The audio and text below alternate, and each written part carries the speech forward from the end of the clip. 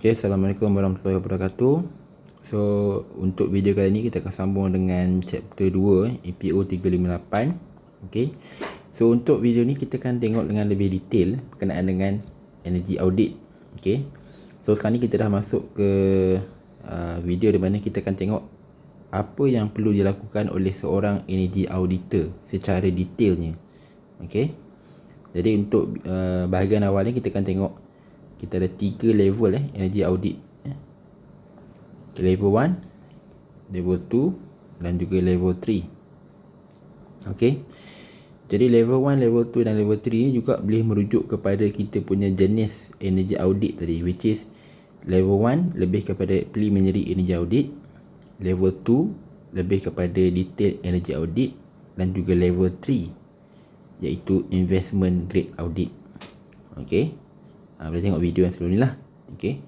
So, kita tengoklah untuk level 1. Maknanya untuk preliminary energy audit. Okay. Apa yang perlu dilakukan oleh seorang energy auditor. Okay. So, kalau tengok dalam slide ni. Okay, dia tunjukkan satu table. Okay. Yang mana dia pecahkan kepada project phase. Okay. Fasa-fasa project. Maknanya kerja-kerja yang perlu dilakukan. Okay, project milestone, dia punya target dia daripada apa yang dia buat tu, apa yang dia target dia. Okay, and project activities, apa yang perlu dilakukan. Okay, so kita tengok yang pertama. Okay, yang pertama ialah preliminary review of energy use. Okay, so yang ni dia akan tengok daripada bill elektrik. Okay, pertama.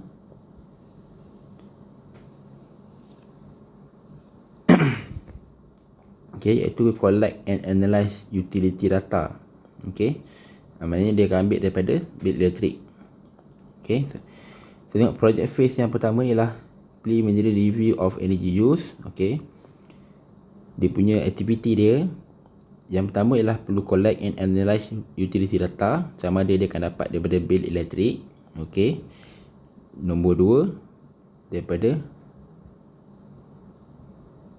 interviews. Okey. Untuk person in charge lah, engineer ataupun technician yang jaga bangunan. Okey. Kemudian dia perlu buat calculate EUI. Okey, and compare to similar facilities. Okey, apa benda EUI ni? Okey. So EUI adalah energy utilization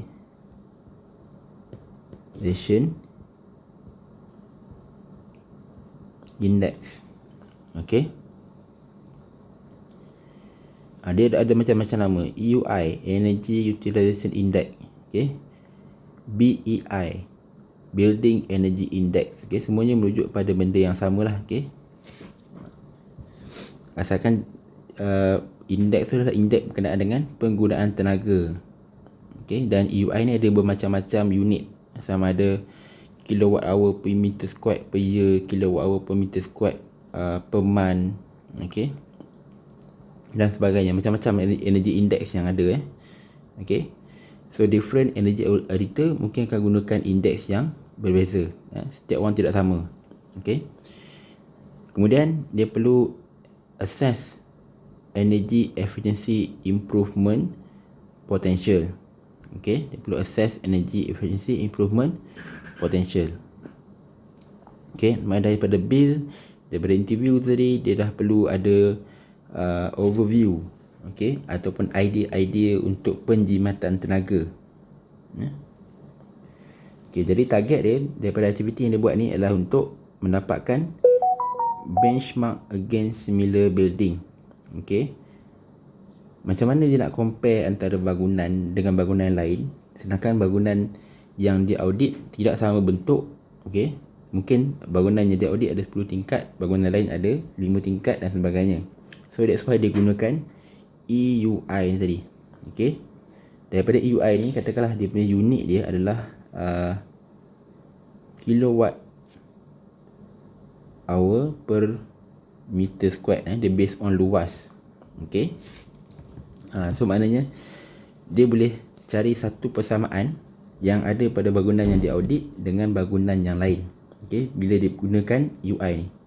Okay, so let's say dia audit bangunan office dekat dalam UiTM and dia comparekan dengan bangunan office dekat pejabat air syarikat air Terengganu katakan. Okay, so bila dia gunakan EUI as dia punya benchmark, so dia boleh compare. Okay, office dekat UiTM ataupun office dekat syarikat air yang gunakan lebih banyak elektrik. Okay, ini contoh macam mana dia nak buat benchmark. Biasanya bila kita nak buat benchmark, dia kena apple to apple punya comparison ataupun comparison dalam bentuk kategori yang sama. Tapi bila kita compare bangunan yang berbeza ni, okay, dia agak complicated sebab bentuk tak sama. Okay, layout dalam office tak sama. So auditor perlu cari satu benda yang sama yang dia boleh compare, which is Energy Utilization Index. Okay, jadi dia baru dia boleh compare antara bangunan yang berbeza. Okay, so pun macam awak nak compare kereta lah. Okay, awak nak compare antara Ferrari dengan Myvi. Okay, memang tak boleh compare lah. Okay, memang tak boleh compare in term of dia punya persamaan atau pembezaan sebab Ferrari engine berapa cc je. Myvi engine berapa cc je, tapi Ferrari cc dia besar. Okay, dan dia kategori kereta yang lain. Okay, kereta harian dan juga kereta sport. Of course, perbezaan dia sangat ketara lah. So that's why kalau nak cari kalau nak buat comparison antara Ferrari dan juga Myvi, awak kena cari persamaan antara kedua-dua tu, baru boleh di compare. Okay, contohnya dari segi penggunaan minyak dia. Okay, berapa liter per 100 km, dan baru dah boleh compare. Kalau kita tengok dari segi fizikal dia, kita rasa macam tidak boleh di compare ataupun tidak sesuai untuk di compare. Tapi kalau kita tengok dari segi parameter yang kita boleh compare kan, okay, then barulah kita boleh dapat benchmark tu.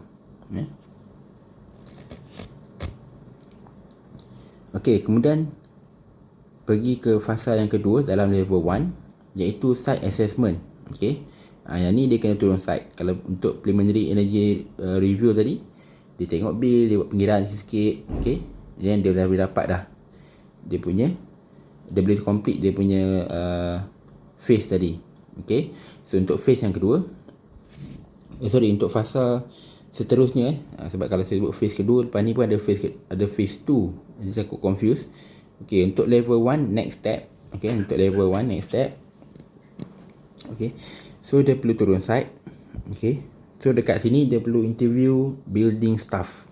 Okay, ini interview building staff ni. Yang tadi ni interview technician ataupun facility engineer. Yang ni lain. Okay, interview facility engineer ni yang jaga keseluruhan bangunan. Okay, interview building staff ni maksudnya kalau dia pergi ke office admin, staff admin je perlu interview. Kalau dia pergi ke blok pensyarah, dia akan interview pensyarah. Okay, and kemudian dia akan buat visually inspect building and key system. So dia akan tengok dari segi design office. Okay, tingkap menghadap matahari ke tidak, suhu aircon dipasang dekat mana, okay, susunan meja macam mana. Okay, dan dia akan buat data collection lah. Okay, so daripada aktiviti yang dia buat ni, target dia ialah untuk kumpulkan site data. Okay, kemudian dia perlu buat immediate energy saving opportunities identified.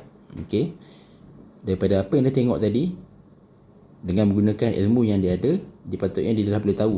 Okay, kalau kat sini patut kalau kita buat langkah-langkah sekian, kita boleh jimat sekian. Okay, kemudian kita exit meetings, help to discuss preliminary finding. Okay, jadi lepas team auditor tadi dah audit satu office, dia akan buat satu meeting. Okay, untuk discuss apa yang dia orang find, apa finding dia orang. Okay, biasanya energy auditor ni ramai. Okay, dan kalau satu team yang complete, bila dia orang pergi ke sesuatu tempat, dia akan ada team untuk mechanical yang in charge sebagai aircon, tim untuk electrical yang in charge bahagian design dan juga lampu. Okey, kemudian tim untuk architecture dari segi layout bangunan itu sendiri. So ketiga-tiga tim ni dia akan ada dia punya suggestion dan juga finding yang berbeza mengikut kepakaran masing-masing. So selepas dia orang buat audit dekat satu bangunan, dia orang akan duduk meeting, dia orang akan explain apa yang dia orang jumpa untuk relatekan dengan langkah-langkah penyematan dan juga kaedah-kaedah untuk dia orang improve penggunaan tenaga elektrik. Okey, kita pergi ke next step. Okey, selepas dia dah site survey, dia dah meeting apa semua, okey, dia akan buat energy and cost analysis. Okey,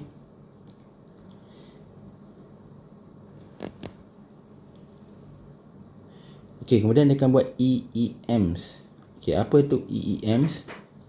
Okey, banyak term-term yang awak belajar dalam ni. Okey, EEM ni ialah energy efficiency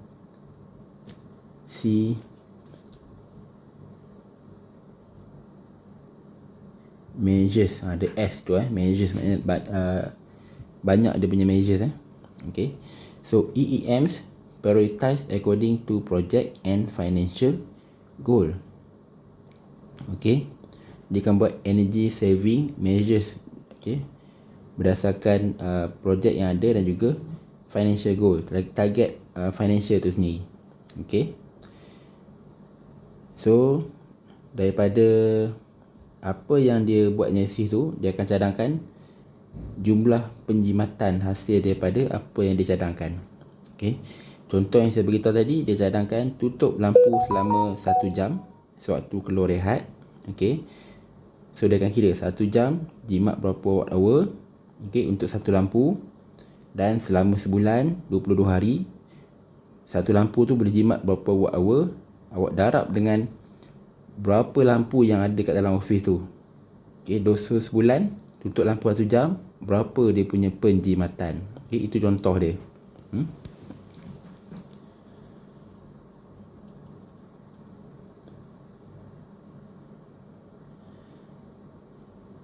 Okay, so untuk dapatkan energy saving measures dengan saving tadi, dia perlu evaluate utility and site data.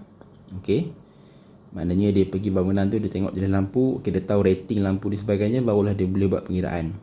Okay, kemudian analyze energy and cost saving daripada tarif yang dia dapat daripada bil elektrik tadi. Okay, dia tahu berapa watt hour yang boleh jimat, dia darabkan dengan tarif, dia dapatlah cost yang diagakkan boleh jimat. Okay, kemudian dia akan develop list of recommended measures. Okay, dia akan buat list lah, tutup lampu bila keluar rehat. Okay, make sure komputer ditukarkan kepada sleep mode dan sebagainya. Okay, okay, and completion of audit report. Okay, dia perlu buat semua dia punya measures and dia punya finding dalam satu report, summarize finding. Okay, dan dia perlu buat meeting bersama dengan owner bangunan supaya dia boleh present dia punya recommendation. Okay, so target dia nak exit meeting, help to walk through the final report. Okay, dia akan buat meeting bersama owner bangunan untuk explain berkenaan dengan report yang dia buat. Okay, tunjuk gambar-gambar, detail-detail pengiraan apa yang dia dah buat.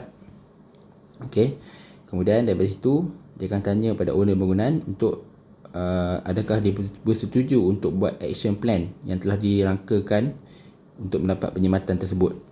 Okay, dan kalau owner itu setuju, okay, owner tu boleh ikut cadangan yang telah dicadangkan. Okay, tapi bukan energy auditor yang akan laksanakan cadangan tu. Okay, contohnya energy auditor kata tukar lampu pernah floor T8 yang lama tu kepada lampu LED. Okay, kemudian owner bersetuju. So bila owner bersetuju, dia perlu cari kontraktor yang boleh pasang lampu LED tersebut. Okay, bukan auditor yang pasang. Okay, jadi selepas kontraktor tu pasang, so auditor ni akan datang semula dan tengok kesan daripada lampu LED tadi. Okay, bil baru kena berapa ringgit sebulan. Okay, and then keadaan office ataupun bangunan telah dipasang lampu LED tu, adakah lampu dia malap ke, cukup terang ke, ataupun sesuai dengan keadaan ke tidak. Okay, dia perlu datang buat audit semula. Okay, sebab dia yang cadangkan, jadi dia perlu monitor lah. Okay, so kalau okay, then dia akan present sekali lagi kepada owner yang kata dia punya cadangan tu telah berjaya. Okay, itu adalah tugas seorang energy auditor. Okay, sebab kebanyakan top management sesuatu facilities ataupun company adalah bukan ada background engineering. Jadi bahagian-bahagian teknikal ni dia perlukan kepakaran daripada luar ataupun kepakaran daripada energy auditor je lah. Okay.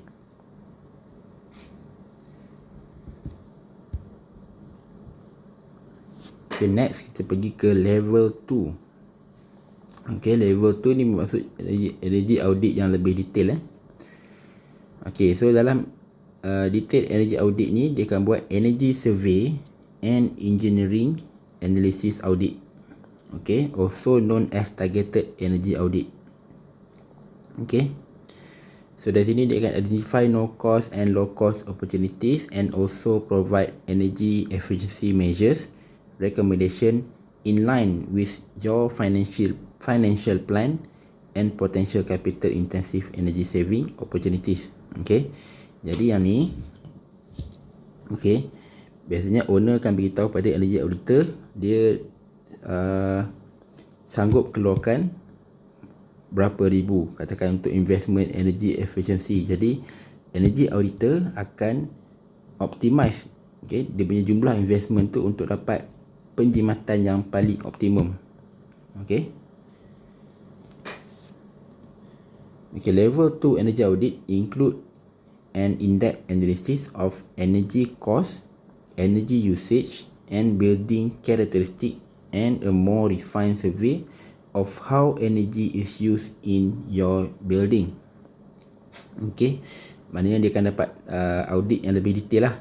Okay, bagaimana energi digunakan, okay, karakter bangunan tersebut macam mana, okay, and pengiraan yang lebih refine, maksudnya lebih tepat.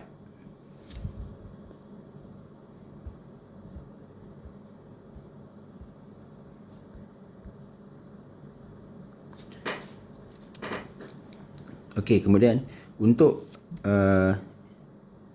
level 2, okay, jadi owner perlu provide data and analysis. Energy auditor perlu provide data and analysis on specific targeted project, okay, such as heating of one building or lighting. Okay, yang ni dia nak spesifik kepada aircon air lighting ataupun machinery yang lain. Okay, so kalau dia target untuk aircon air lighting, dia perlu buat detail survey of targeted area. Okay, dia pergi bangunan sekian-sekian, okay, dia perlu buat energy audit dan dia perlu kena pasti berapa horsepower punya aircon yang sesuai untuk ruang tersebut. Okay, lokasi yang perlu dipasang aircon, okay, berapa lumen cahaya yang sesuai untuk area tersebut in term of lighting, kecerahan dia berapa yang sesuai. Okay, kita merujuk pada Malaysian standard ataupun IEC standard. Okay, maksudnya ruang pejabat kita nak berapa lux level ataupun berapa lumen. Okay, bangunan ruang membaca berapa lux level. Okay, itu perlu dirujuk pada standard-standard lah. Okay, susunan lampu dan sebagainya. Jadi dia perlu buat detail. Okay, kemudian analysis of energy flow and cost. Okay, hasil daripada cadangan tadi, katakan lampu sekian-sekian, aircon sekian-sekian spek, lokasi dan sebagainya.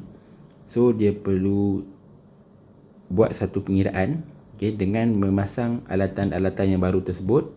Okay, apakah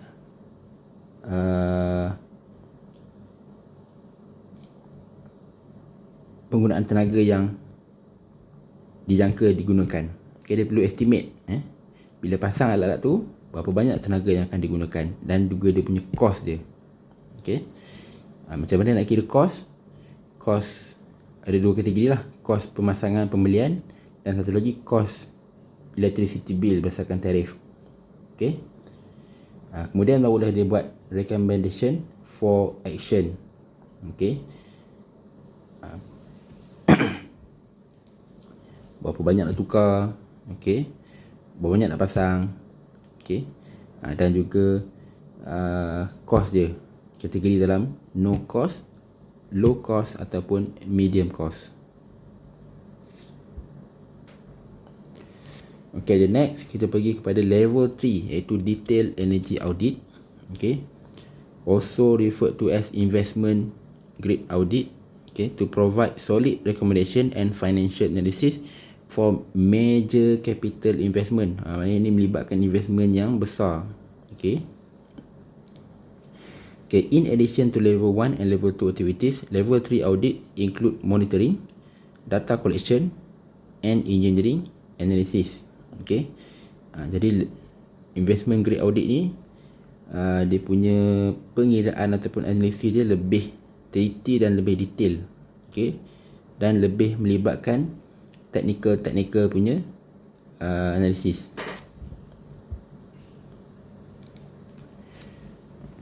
Okay. So untuk detail energy audit ni bermakna dia akan mula daripada level 1, level 2, kemudian dia akan masuk ke level 3. Okay. Dan level 3 ni adalah audit yang complete dan lengkap. Okay. A comprehensive audit provide a detailed energy project implementation plan for a facility, since it evaluate all major energy using system. Okay. Detailed energy auditing is carried out in 3 phase. Okay. Phase 1, phase 2, phase 3. Okay. Phase 1 dia akan buat pre-audit phase. Okay. Phase 2 dia akan buat audit phase, yang mana dia akan buat pengiraan dan juga cadangan-cadangan dia. Okay. So selepas owner tu dah follow dia cadangan tadi, dia akan ada phase 3, post audit phase. Okay, untuk check, untuk semak balik. Selepas owner tu follow, katakan cadangan dia adalah tukar lampu LED. Okay, owner tukar. Lepas owner tukar, dia akan datang semak semula. Okay, adakah penyibatan yang dirancang tadi dicapai ataupun tidak. Okay, kita tengok dalam step-step yang dibuat dari fasa 1, fasa 2. Okay, fasa 3 adalah selepas ni. Okay, selepas dia prepare report, dalam report ni ada cadangan dia, owner setuju untuk follow. Okay, so owner upah kontraktor untuk buat renovation dan sebagainya. Lepas tu barulah ada step 3, ada phase 3, ada phase 3 untuk dia monitor balik, okay, hasil yang dia cadang tadi. Okay, sebab tu phase 3 tak nampak ni, sebab phase 3 adalah phase lepas owner setuju untuk follow, dan lepas tu owner pasang sendirilah. Okay. Okay, kita tengok phase 1, pre-audit phase. Okay. Dalam pre-audit phase ni, dia perlu buat plan familiarization. Yang ni yang tadi dia perlu pergi site visit, dia kena interview. Okay, interview technician, interview staff kat dalam building dan sebagainya. Okay, itu phase 1. Kemudian phase 2. Okay, hasil daripada data yang dia dapat dekat phase 1 tadi. Okay, phase 2 ni dia kumpulkan plan data gathering and identification of audit instrument. Okay, maknanya daripada interview, daripada bill, dia dapat data yang dia boleh plot dalam Excel. Okay, kemudian dia akan gunakan alat-alat yang tertentu lah, seperti power analyzer, lux meter, temperature and humidity recorder dan sebagainya, untuk ambil data-data tambahan. Okay, so data-data tu dia akan record. Okay, so data-data yang dia record tadi dia akan gunakan untuk buat analysis of result. Okay, dia akan buat analysis of result. Okay, so selepas dia dah dapat analysis tadi, okay, dia akan pergi ke step 4, itu formulation of energy saving measures. Okay, daripada dia analisis katakan lampu pernah floor lama, sebulan pakai berapa. Okay, So dia cuba tengok kalau kita tukar pada LED sebulan pakai berapa. Jadi dia akan kira beza antara LED dan juga lampu guna floor. So dia akan formulate energy saving measures. Okay, tukar lampu LED sebulan jimat berapa kilowatt hour and berapa kos yang boleh jimat. Okay. Kemudian step kelima, economic investment appraisal. Okay, daripada penjimatan tadi dia akan kira balik kos untuk beli LED berapa, okay, estimation. Okay. Dan berapa lama tempoh untuk dia dapat payback period balik modal, dia melabur untuk beli lampu LED tu. Okay. And then hasil daripada penjimatan berapa lama untuk balik modal. Okay. Dan benda-benda ni semua dia perlu pergi ke step 6, iaitu preparation of audit report. Okay. Sebab perlu diingatkan, most of owner tak ada knowledge on technical. Jadi dalam report tadi dia perlu buat supaya benda-benda yang dicadangkan ni tidak terlalu teknikal dan mudah difahami. Okay. That's why dia perlu tukarkan data-data tadi kepada bentuk yang top management senang faham. Okay. Jadi top management ni kalau dia nak mudah, dia nak faham, dia nak tengok apa perlu buat, berapa boleh jimat, berapa kos kena bayar. Okay. Tiga benda tu. Okay. Itu biasanya top management nak lah. Okay. Apa yang perlu buat, okay, berapa kena bayar, okay, and berapa, bila boleh balik modal, berapa untung dia dah dapat. Okay. Itu saja yang top management nak tahu. Okay. So selepas dah present kepada report ni kepada top management ataupun the owner of the facilities, so the owner decide to follow energy saving measures yang mana satu. Sebab kita ada banyak energy saving measures. Okay, sama ada owner tu nak follow semua ataupun dia pilih yang dia rasa okey saja berdasarkan bajet yang dia ada. Okay. So selepas dia pilih, dia lantik kontraktor untuk laksanakan energy saving measure tersebut. Kemudian energy auditor akan datang semula untuk phase 3 untuk monitor balik hasil daripada cadangan energy saving measures tadi dan comparekan dengan dia punya pengiraan yang dia estimate tu. Adakah sama, okay, kurang daripada apa yang dia estimate ataupun lebih daripada apa yang dia estimate.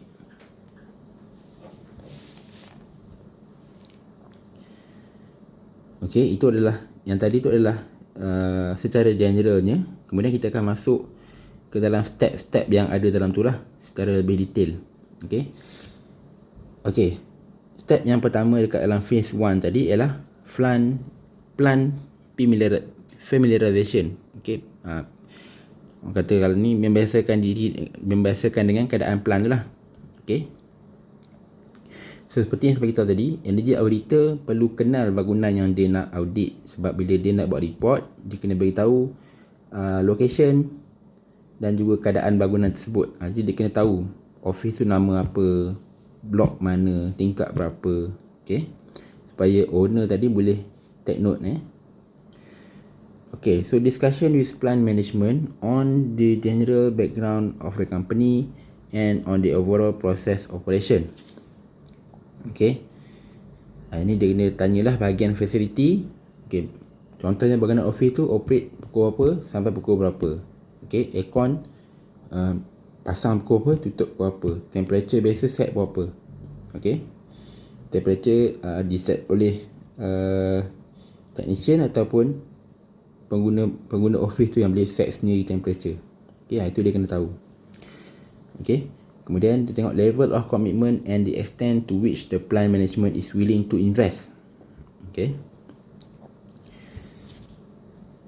Maknanya energy auditor ni boleh cadangkan ataupun boleh buat auditor sedetail mana yang owner tu sanggup invest. Okay. Sebab kalau dia perlu pergi detail sampai ke level kena tahu spek bangunan, ukuran bangunan, okay, maknanya owner tadi perlu bayar lebih lah kepada auditor sebab dia punya analisis tu perlu lebih detail. Okay. Okay, tour around the plant to familiarize the team with the process and process equipment. Okay. So kalau kata audit ni adalah dekat bangunan office, so dia perlu pergi dekat bangunan office ni, dia perlu tengok dekat mana bahagian gunakan untuk photostat, printing, okay. And dia pun tahu tentang proses equipment ni, okay.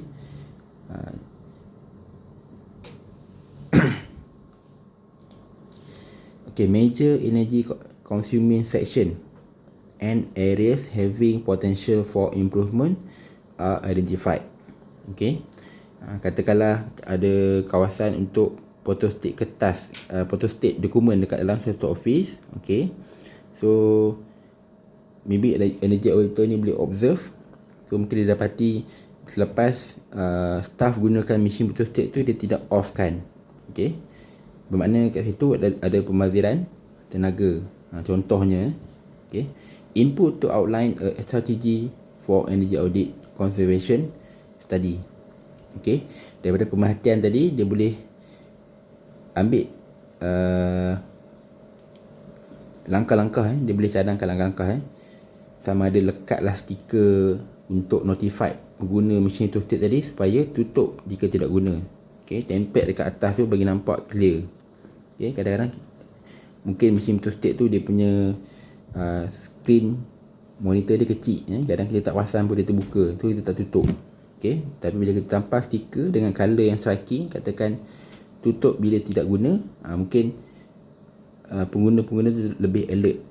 Benda simple saja tapi memberi impact yang sangat besar lah. Okay, step 2, gathering plan data. Okay, so data ni dia perlu request daripada plan management. Okay, sebab bukan semua yang dia boleh nampak dengan mata kasar. Okay, contohnya seperti operation hour dan sebagainya perlu tahu daripada bahagian pengurusan facility. Okay, so antara data-data yang diperlukan ialah monthly energy consumption profile, equipment list by section. Okay, masuk equipment list by section ni maksudnya di office satu ada berapa banyak komputer, berapa banyak lampu dan sebagainya. Aircon jenis apa, berapa horsepower. Okay, office 2 ada berapa banyak lampu, ada berapa banyak komputer, ada berapa banyak aircon dan spek dia. Okay, sama juga. Okay, kemudian yang ketiga adalah individual equipment and overall plant production rate. Okay, so kadang-kadang dalam bangunan office tu ada yang bawa alatan sendiri. Contohnya tak cukup dengan dia punya PC, dia pasang dia punya laptop sendiri. Jadi perlu ada juga data-data tu. Laptop dia consume berapa watt. Okay, kemudian mungkin ada yang bawa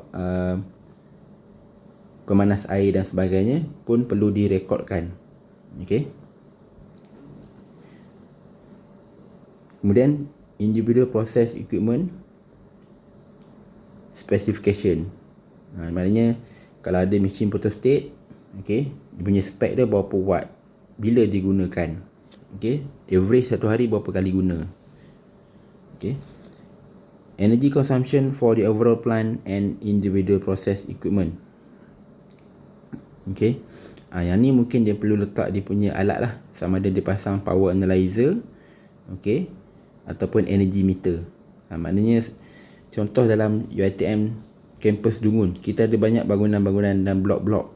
Okay, tapi kita tak ada energy meter spesifik untuk bangunan-bangunan tu. Okay, sebab bila kita dapat bil elektrik, semua energy tu telah dilamsamkan kepada satu value sahaja. Okay, so mungkin kalau kita nak buat energy audit dekat library, kita perlu pasang power analyzer ataupun energy meter dekat library sahaja, supaya kita boleh asingkan library daripada blok-blok lain. Okay, kalau tak, kita tak tahu library guna berapa. Okay, dan berapa persen library pakai daripada total bill kalau kita tak pasang meter. Okay, so energy auditor perlu pasang meter tu lah. Okay, dan meter yang energy auditor pasang ni biasanya dia boleh pasang dan dia boleh tanggal. Okay, period of operation and annual plant and equipment operating hour. Yang ni biasanya dia akan dapat daripada bahagian pengurusan facility, okay, yang lebih kenal berkenaan dengan plant tersebut.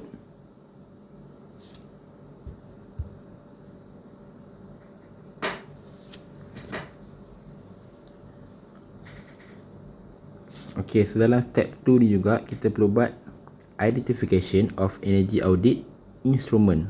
Okay, so bila kita nak buat audit, kita kena ada certain instrument yang untuk bantu kita buat audit. Okay, Contohnya electrical measuring instrument. Okay. These are instrument for measuring major electrical parameters such as kVA, apparent power, kilowatt, okay, real power, power factor, frequency, reactive power, current and voltage. Okay, so yang ni kena guna power analyzer macam ni lah. Okay. Dia adalah satu, orang kata macam multimeter yang sangat advance dia punya function dia. Sebab dia boleh pasang, okay, kita tinggal dekat side and dia boleh record. Okay. So in addition, some of these instrument are also measure harmonics. Okay. Mungkin awak first time dengar perkataan harmonics. Ni bukan berkenaan dengan lagu, harmoni dan sebagainya. So harmonics adalah satu isu dekat dalam power quality. Okay.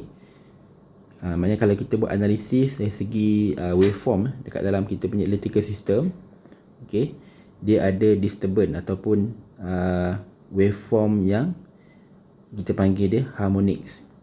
Okay. Yang ni kalau awak masuk degree power, mungkin awak akan belajar lebih detail berkenaan dengan harmonics. Okay. So power analyzer ni adalah satu alat yang memang mahal harga dia. Okay. Paling murah boleh dapat untuk power analyzer lebih kurang RM20,000.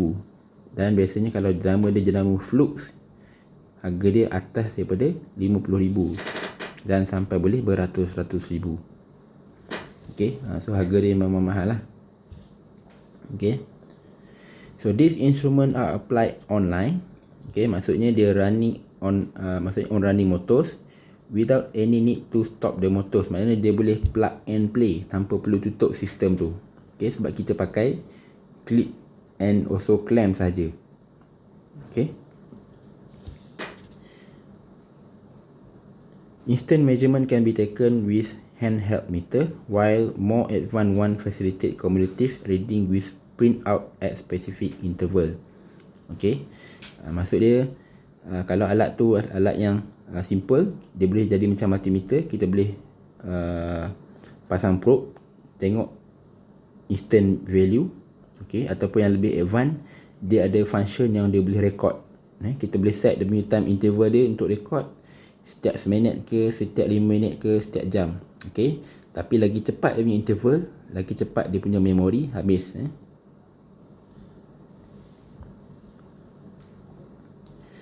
Okay, so hasil daripada step 1 dan step 2 daripada data-data yang diperoleh, okay, jadi auditor perlu buat analysis of result. Okay, antara result yang biasa dibuat ialah electricity distribution breakdown. Okay. Contohnya ini adalah, kalau kita tengok ni, ini adalah bahagian-bahagian dekat dalam kilang simen. Okay. Ni adalah bahagian-bahagian dekat dalam kilang simen. Okay. So dekat simen mill, okay, diguna berapa persen? Dekat bahagian raw mill, dekat bahagian bahan mentah, diguna berapa persen? Okay. Kiln, okay, kiln ni adalah bahagian yang digunakan haba yang sangat tinggi lah. Okay. Dia pakai berapa? Coal mill berapa? Okay. So kalau tengok balik, sepatutnya kiln yang kata bahagian yang melibatkan haba ni dia akan pakai banyak elektrik. Tapi kenapa dia gunakan elektrik yang lebih sedikit berbanding dengan cement mill? Sebab haba yang digunakan dalam kiln adalah datang daripada coal mill. Okay, arang batu ni. Okay. So arang batu ni adalah satu bahan api yang dapat sustain dia punya haba tu dalam tempoh yang lama. Sebab tu kita punya power plant pun pakai coal, arang batu. Okay. Kemudian packing house. Okay. Packing cement. Okay. Limestone crusher. Okay, yang ni bahagian di mana dia pecahkan batu limestone. Okay. Kemudian ada juga shale crusher. Okay. Sebab kalau awak tengok simen tu dia debu kan, jadi sebelum jadi debu tu dia kena masuk crusher untuk pecahkan dia dan untuk grind dia sampai jadi debu.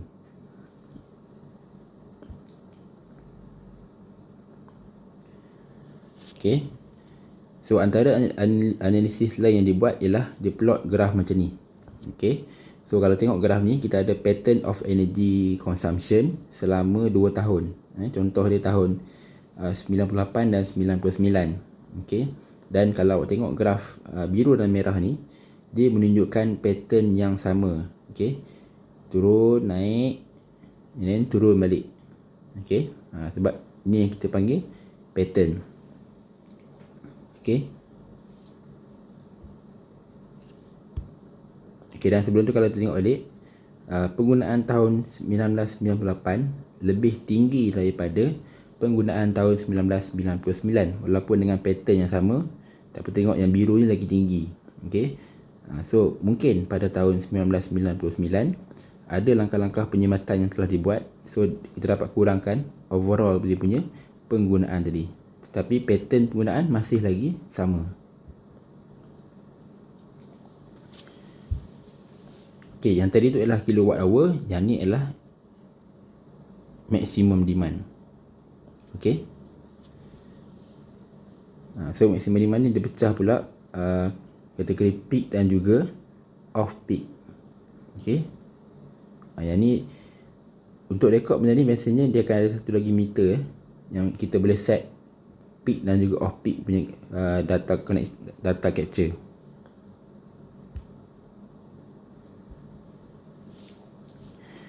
Okay, so selepas kita dah plot graf tadi, then barulah dia boleh kira energy saving measures ataupun energy efficiency measures. Macam-macam nama tadi kan. Okay. Basically dia nak kira cadangan untuk dia buat penjimatan. Okay. So energy efficiency measures can be classified as short term measures, medium term measures and long term measures. Pendek, sederhana, panjang. Maksudnya apa benda short, medium and long term ni adalah berkenaan dengan dia punya payback period. Okay. Payback period. Okay, so macam mana nak kira payback period? So payback period is equal to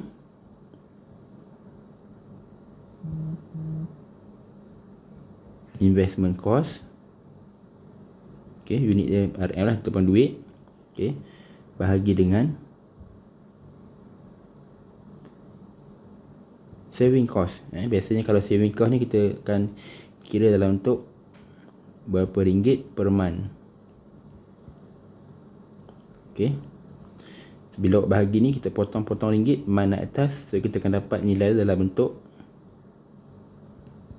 month. Okay, jadi payback period ni adalah dalam bentuk masa unit dia.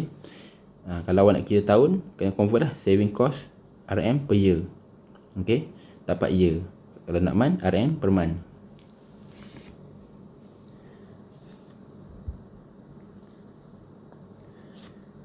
Okay, kita tengok apa beza antara short term, medium dan juga long term. Okay, this measure are concerned with, yang pertama, the change of employee attitude, okay, ataupun behavior. Okay, short term. Okay, macam yang saya terangkan sebelum ni, kalau kita ubah sikap kita untuk daripada membazir kepada seorang jimat, okay, kita tidak perlu mengeluarkan apa-apa investment. So kalau ikut rumus payback period tadi, investment bahagi dengan saving cost, zero investment, which is jawapan dia 0 month punya payback period. Kita dapat dia punya ROI tu secara instant, segera. Okay. Yang kedua ialah working practice. Okay. Working practice ni pun libat dengan behavior juga. Okay. Kemudian regular maintenance. Okay, maintenance yang berjadual. Okay, jangan tunggu rosak baru nak repair. Okay. Sebab dia akan melibatkan downtime yang sangat lama dan tidak dirancang, yang boleh memantulkan production ataupun pengeluaran produk. Control and employment of good housekeeping techniques in order to improve energy consumption. Okay, maknanya kena buat housekeeping in term of electrical equipment. Okay, susun dan letakkan alat-alat elektrik di tempat yang betul. Okay, dan pastikan alat-alat elektrik yang digunakan adalah alat-alat yang masih lagi beroperasi dengan baik. Jika alat itu sudah rosak, jangan digunakan sebab mungkin akan menyebabkan penggunaan yang lebih tinggi in term of tenaga elektrik. Okay, so these measures are usually easy to implement without any investment. Okay, sebab dia melibatkan behavior. Okay, jadi tak perlu invest apa-apa lah untuk kita punya behavior. Okay, or many require minimal investment, or may require minimal investment with a payback period of less than 1 year. Okay, mungkin kalau kita kena keluarkan duit pun tak banyak. Okay, mungkin in term of kita pasang stiker energy awareness dan sebagainya, so kena keluar duit lah sikit pergi print stiker. Okay, tampal. So dari situ staff-staff akan dapat kesedaran berkenaan dengan penjimatan tenaga. Okay, so dia orang berubah sikap dia orang, dan awak akan dapat dia punya penjimatan dengan payback period less than 1 year. Okay, jadi short term ni, okay, less than 1 year. Okay, kalau kita nak classifykan dia.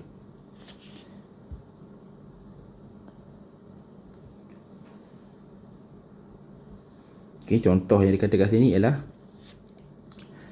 installation of energy efficient lighting equipment. Okay, lampu tiup panjang T8 tu tukarkan kepada lampu LED.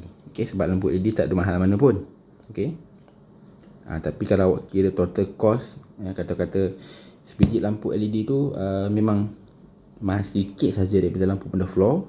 Okay, so kalau awak kira total, kalau kata dalam satu plan tu dia perlu pakai 1000 unit, of course lah nilai dia agak besar. Okay, jadi tak perlu tukar semua, tukar pada bahagian yang perlu sahaja. Okay, ataupun boleh tukar secara berperingkat. Okay, kemudian switching on of the group of fixture depend on the number of student in the room.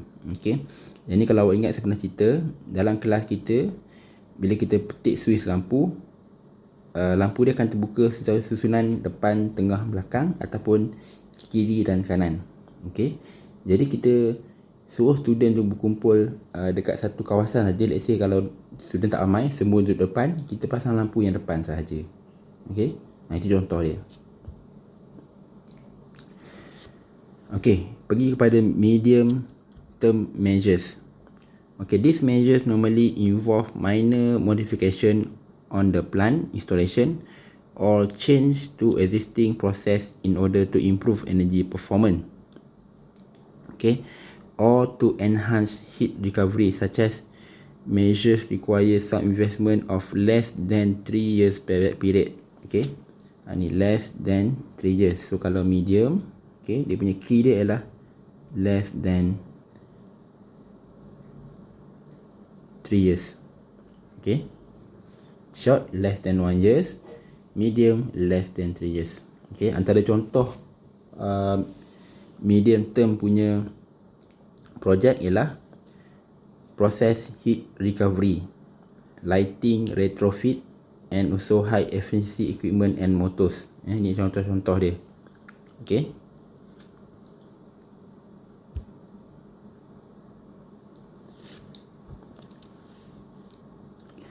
okay, this measure untuk long term measures, these measures involve moderate to major modification. Contohnya extensive process heat recovery, combined heat and power cogeneration,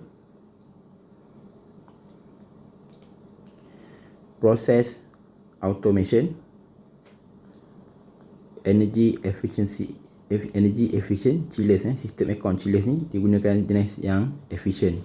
Okay, so untuk long ni macam mana dia nak classifykan? Dia kata investment require for such change normally exceed 3 years payback period. Yang ni untuk long term dia lebih besar, lebih lama daripada 3 tahun. Okay, so short less than 1 year, medium less than 3 year, long longer than 3 years. Okay, dia punya classification dia. Okay, so kalau kata awak nanti jadi seorang energy auditor, okay, bila awak nak kira energy efficiency measures, okay, let's say awak terlibat dengan satu projek, awak cadangkan tukar lampu LED. Okay, lampu lama tukar pada lampu LED. So dengan kos yang awak keluarkan, okay, dengan hasil perkhidmatan yang awak estimate, okay, awak dah akan dapat dia punya payback period. So payback period tu tengok dia jatuh bawah kategori mana, less than 1 year, less than 3 year, ataupun longer than 3 years. Untuk awak klasifikasikan sama ada dia short, medium ataupun long.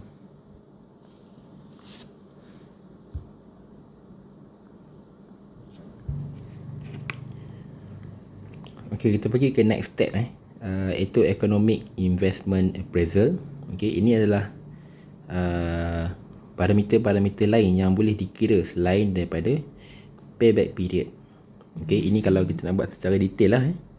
Okay, so selain daripada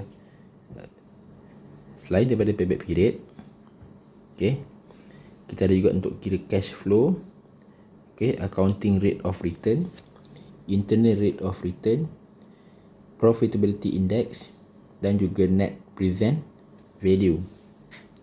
Okay, so untuk parameter-parameter lain ni mungkin dia memerlukan pakar daripada bahagian akuntansi dan sebagainya lah, sebab parameter-parameter ni mungkin agak terlalu detail untuk seorang energy auditor. Okay, kalau yang biasa kita tengok, untuk dapatkan early estimation ataupun estimation yang paling cepat, kita biasa guna payback period sahaja.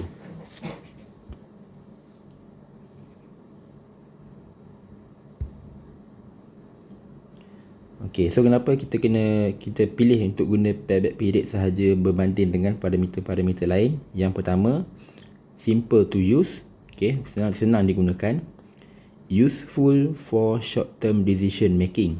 Okay, sebab kalau parameter-parameter lain, dia memerlukan data-data yang lebih complicated dan juga lebih detail. Okay, tapi kalau untuk payback period, data dia, kita perlu tahu jumlah investment dan juga estimation of saving cost.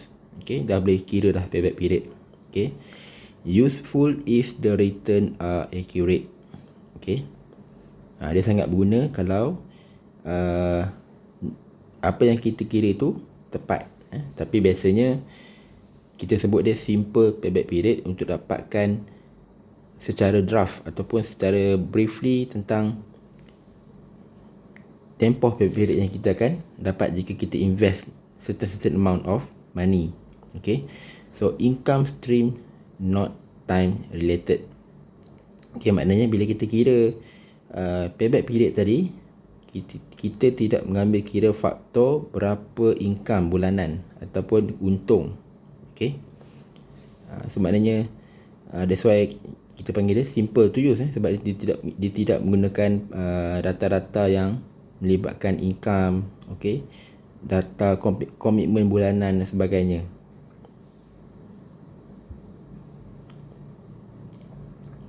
Okay, kita tengok pula internal rate of return. Okay, ini adalah time value related. Okay, dia berkaitan dengan harga ikut pasaran semasa. Okay, enable comparison to make the project of differing value.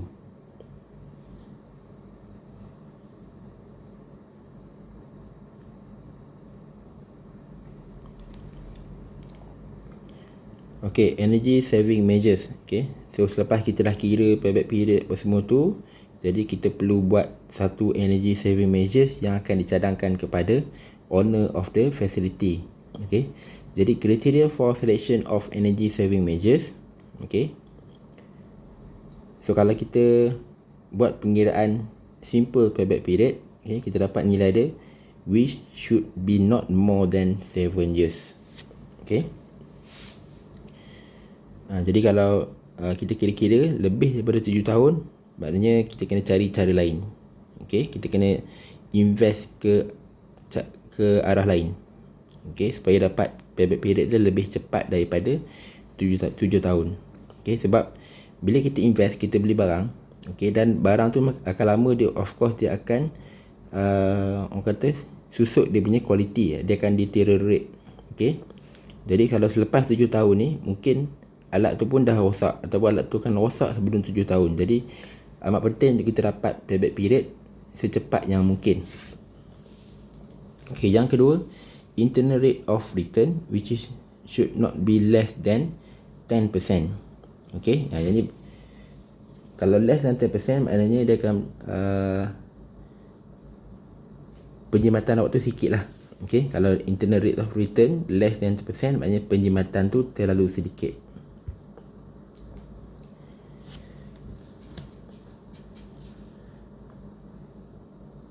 Okay, kemudian kita perlu buat report audit. Okay,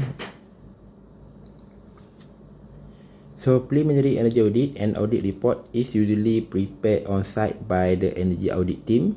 Okay, the areas of potential energy saving, the recommended measures to save energy, the amount of saving and the estimated investment are among the key item to be highlighted.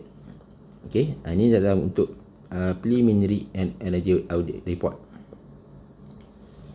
Okay, during this session, some recommendation on how to optimize the energy usage in the plant are highlighted. Okay, dia akan bagi cara-cara penjimatan yang dia boleh cadangkan lah. Okay, kemudian untuk detail energy audit, recommendation calling for investment may require follow up studies. Okay, so kalau dia cadangkan tukar lampu LED, bermakna dia perlu siasat harga lampu LED semasa. Kalau brand, katakan brand Philips, berapa harga dia, brand Osram, berapa harga dia. Okay, dan detail engineering, maksudnya lampu Philips berapa life hour dia. Okay, lampu Osram berapa life hour dia. Okay, berapa lumen dan sebagainya. Jadi dia perlu detailkan benda-benda tu lah. Okay, at this stage, discussion between both parties, owner and also energy auditor concerned, will focus on the implementation strategy and the possible implementation constraint. Okay, jadi bukan semua cadangan yang dicadangkan oleh energy auditor ni boleh di follow oleh owner. Ada juga cadangan-cadangan tu yang ada dia punya constraint, kekangan dia. Okay, dan kebiasaannya kekangan dia adalah dari segi budget dan juga original design of the facilities. Okay, contohnya cadangan untuk menukar lampu benda floor biasa T8 tu kepada lampu LED. Okay, jika dari segi desainnya mungkin nak pasang lampu downlight LED, biasanya kita kena guna ceiling jenis ceiling kapur dan sebagainya untuk lampu yang downlight. Tapi jika ceiling tu adalah jenis simen, okay, bermakna dia kena cari lampu LED yang mounting yang lebih sesuai untuk ceiling yang jenis simen. Okay, itu contoh dari segi design. Okay, ataupun contoh dari segi budget. Okay, untuk gantikan semua lampu tu mungkin memerlukan kos yang besar. Okay, so mungkin owner tidak mampu tanggung semuanya. So mungkin owner akan follow dari segi fasa 1 dan fasa 2. Okay, dia buat fasa 1 dulu tu. Okay, kemudian hasil penjimatan tadi dia akan gunakan untuk cover cost fasa 2. Itu contoh lah.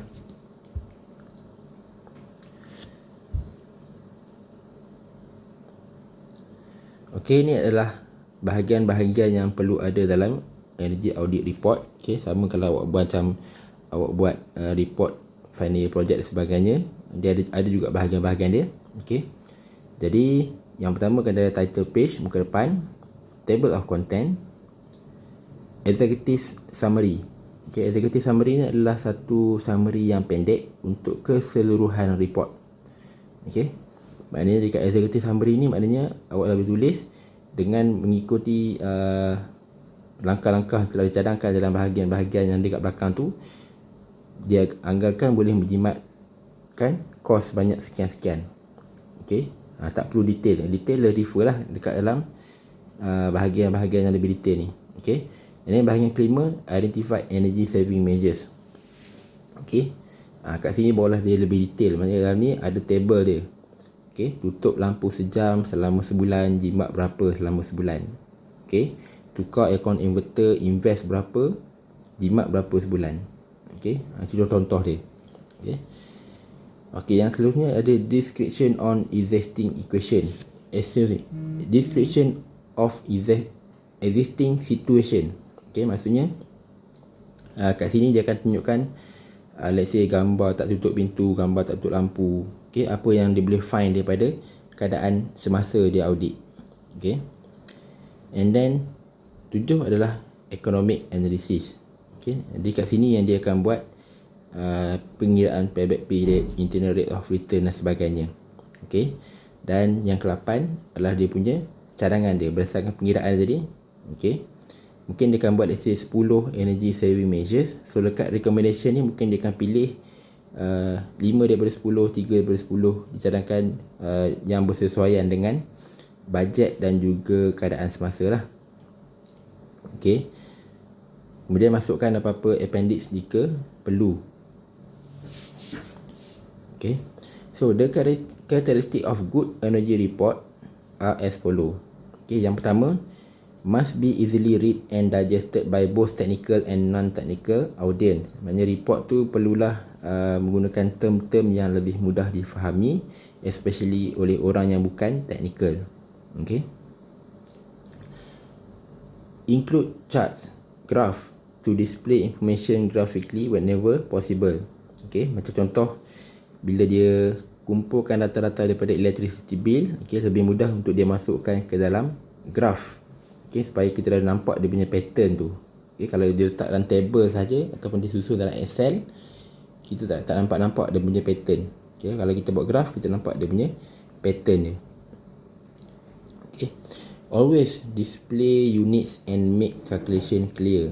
Okay, ini macam awak menjawab soalan exam lah. Okay, bila awak kira power, make sure letak unit dia watt.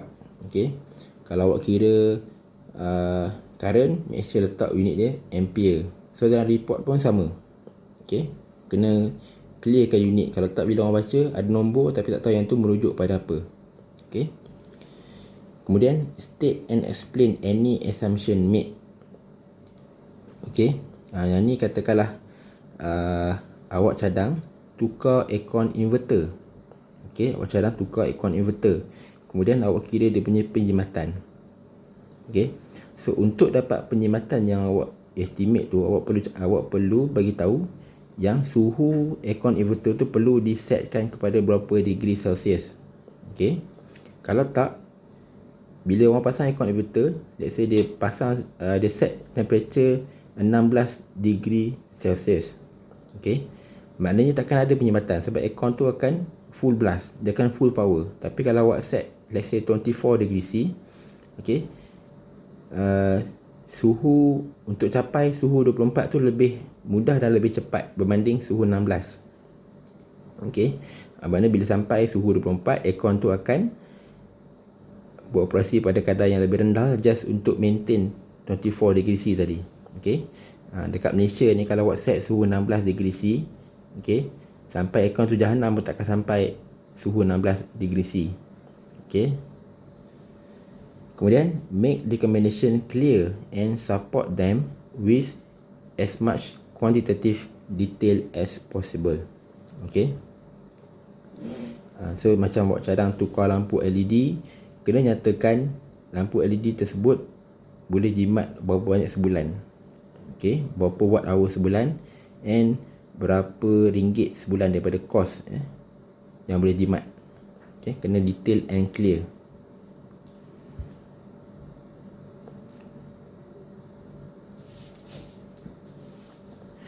Okay, ini berbalik kepada kita punya EMIL 2008. Okay, so selepas energy auditor dah siapkan dia punya report, okay, report tadi perlu di analisis dan juga perlu diserahkan kepada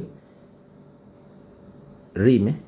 Ingat balik, Electrical Energy Regulation 2008, EMIL 2008 ni dia merujuk pada regulation di bawah Akta Electricity Supply 1990. Okay,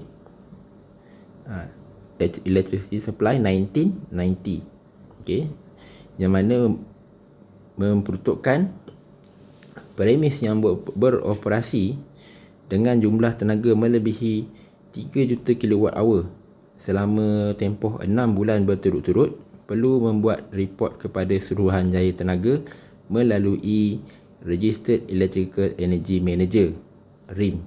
Okay, ingat balik undang-undang ni. Okay, so untuk hantar kepada Suruhanjaya Tenaga report tu, okay, REM ataupun Registered Electrical Energy Manager tadi perlu menggunakan data-data yang ada daripada Energy Audit, okay, untuk diserahkan kepada Suruhanjaya Tenaga. Okay, jadi REM perlu serahkan report setiap 6 bulan, tapi tak semestinya Energy Audit tu perlu dibuat setiap 6 bulan. Okay, Energy Audit tu boleh dibuat setahun sekali, 2 tahun sekali, 3 tahun sekali. Okay, tapi benda-benda yang ada dalam report audit tu perlu di-extract oleh REM ni dan perlu diserahkan kepada Suruhanjaya Tenaga. Okay, jadi dalam report yang REM perlu tulis, dia ada merangkumi benda-benda ni lah. Okay, name and company address, okay, name, designation, telephone, fax number, email of company, okay, person in charge dan sebagainya.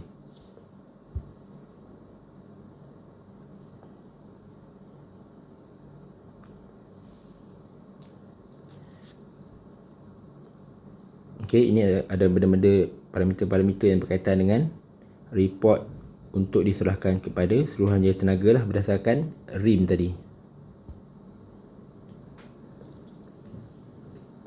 Okay, kemudian REM juga perlu memasukkan data-data seperti rekod penggunaan tenaga selama 6 bulan report tersebut lah. Okay, which is contohnya Januari, Februari, Mac, April, Mei dan Jun. So dia perlu beritahu kat sini dia punya finding dia, sama ada pattern dia berbeza daripada 6 bulan yang lepas ataupun tahun bulan yang sama tahun lepas.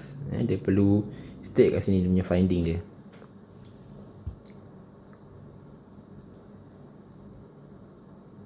Okay, ini pun graf yang sama. Kalau tadi graf energy consumption.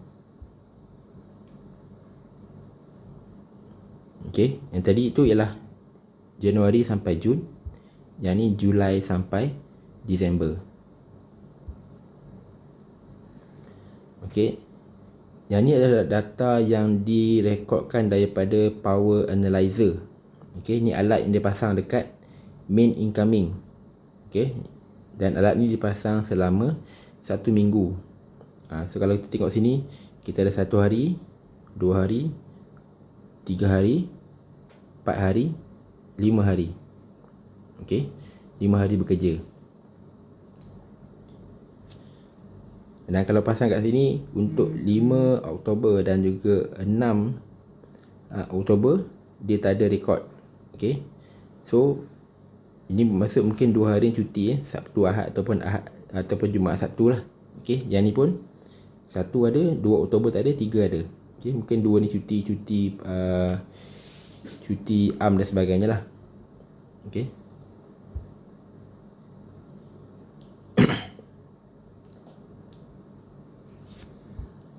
okay, ini juga adalah satu contoh data yang direkod. Okay, ini mungkin di tempat bangunan office yang lebih sistematik, sebab kita tengok penggunaan dia lebih teratur.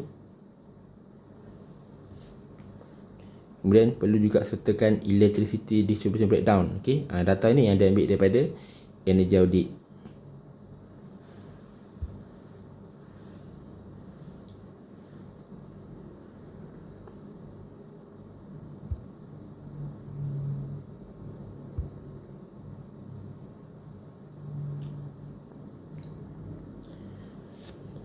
Okay, so report tersebut REM perlu hantar kepada Suruhanjaya Tenaga yang beralamat di Putrajaya.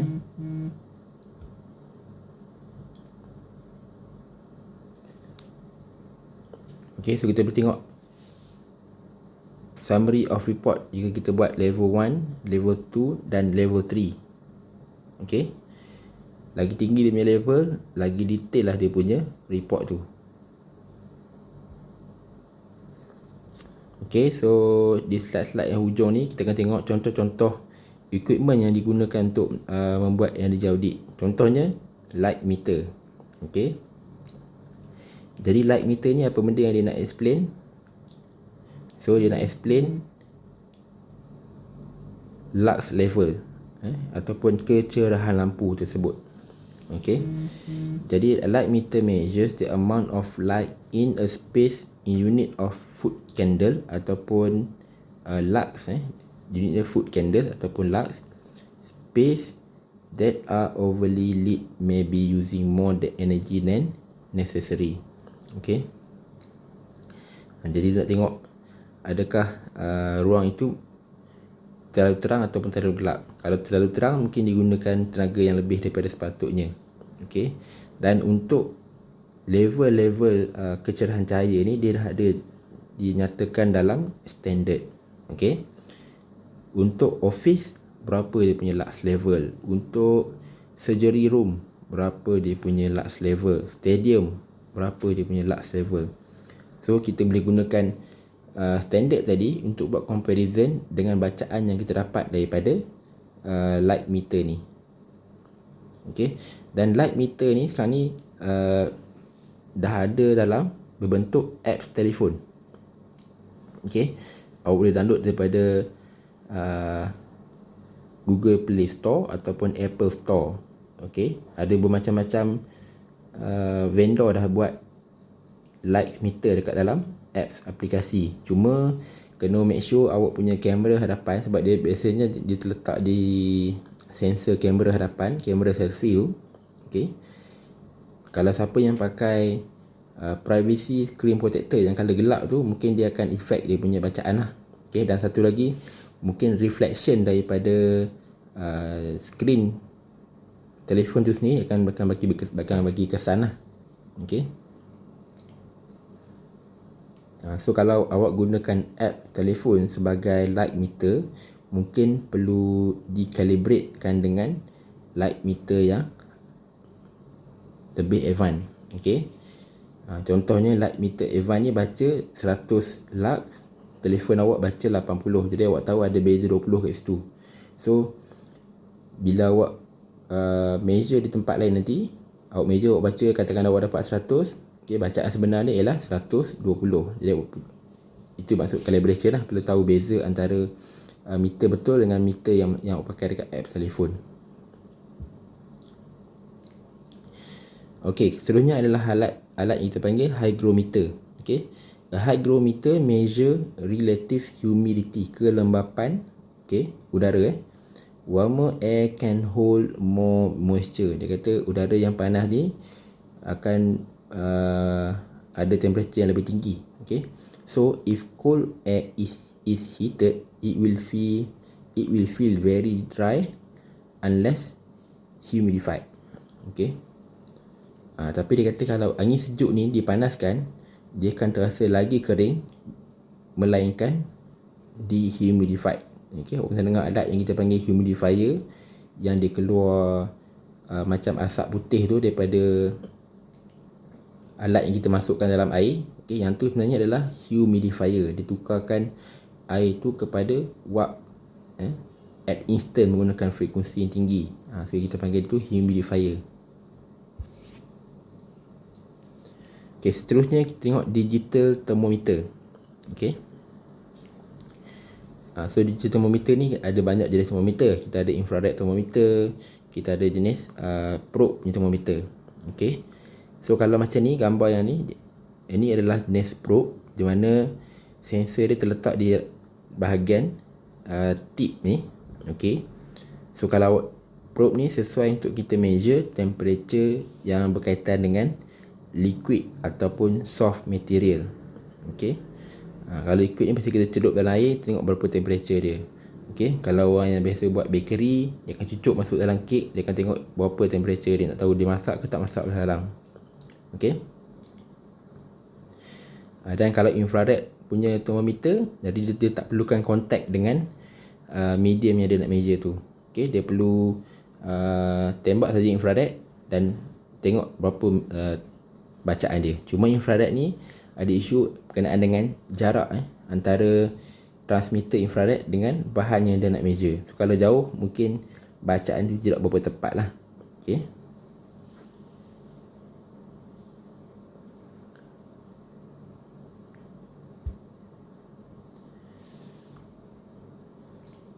Okay, ni adalah kilowatt meter. Okay, so kilowatt ni adalah brand sebenarnya. Sebenarnya dia adalah power meter ataupun energy meter. So this tool allow you to measure how much power watt an electrical device use at any given time. Okay, by changing the display, it will also measure kilowatt hour consumed over a period of time. Okay, so contohnya alat ni boleh beli dekat Shopee ke Lazada ada. Okay, awak plug benda ni kat dinding, and then barulah awak plug awak punya alat elektrik kat sini. Contohnya TV.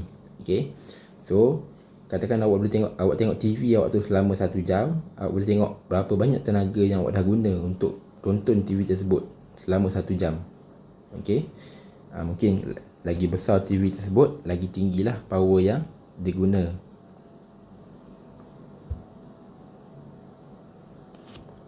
Okay, ini adalah contoh alat yang dipanggil power analyzer.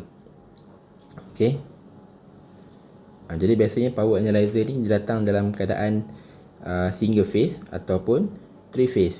Okay, dan kebiasaannya kita guna yang 3 phase sebab alat ni mahal. Okay, jadi biasanya kita beli terus yang 3 phase. Okay, untuk lab kita dekat UiTM Dungun, FKE ada 4 unit power analyzer yang single phase. Okay, sebab kalau kita nak demo ke student yang menggunakan 3 phase, okay, kita terpaksa masuk dalam kita punya MSB room, main switchboard utama, which is kawasan yang kita tidak ada authorization. Okay, dan bahaya. Jadi kita beli alat yang single phase supaya kita boleh pasang at any equipment dekat lab. Sebab equipment dekat lab kita semua single phase. Okay, dan pemasangan untuk power analyzer ni perlu dilakukan oleh competent technician. Bukan semua orang boleh pasang. Okay, even though awak nanti grad degree dan sebagainya, awak tidak ada authorization untuk pasang alat ni. Okay, sebab dia melibatkan safety. Sebab alat ini dipasang dalam keadaan live. Okay, maksudnya sistem tu kita tak tutup, tapi kita boleh pasang alat ni. So bahaya kalau awak tersalah sentuh wire dan sebagainya, mungkin berlaku kejutan elektrik lah. Okay, so that is the end of the chapter energy audit. Okay, so later on I will post a video on how to answer the question. Okay, example question related to chapter 2. Okay, thank you.